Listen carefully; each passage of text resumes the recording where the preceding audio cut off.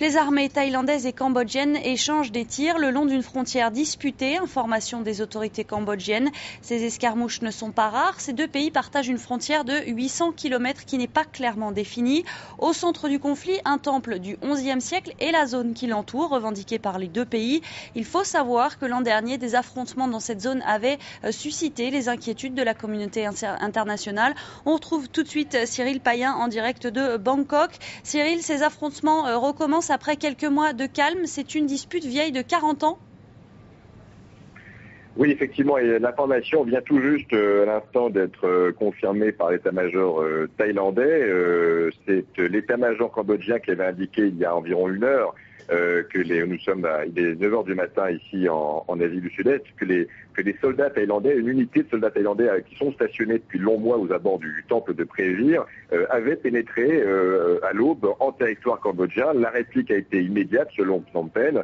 Ils ont été accueillis par des tirs au lance-roquettes. Alors on ne sait pas, vous le disiez, s'il y a actuellement des victimes, des blessés ou des morts, mais c'est vrai que ce nouvel incident intervient alors que des militaires thaïlandais avaient sauté sur une mine. Hier encore, il y a eu un blessé grave.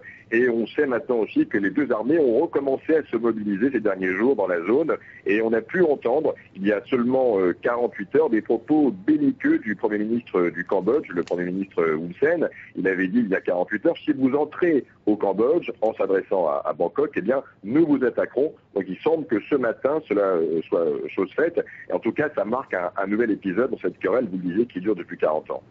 Alors Cyril, c'est une affaire qui est largement politisée dans les deux pays. On sait que le Premier ministre thaïlandais qui est contesté n'est pas dans le pays. Effectivement, tout cela intervient une nouvelle fois dans un contexte politique très tendu.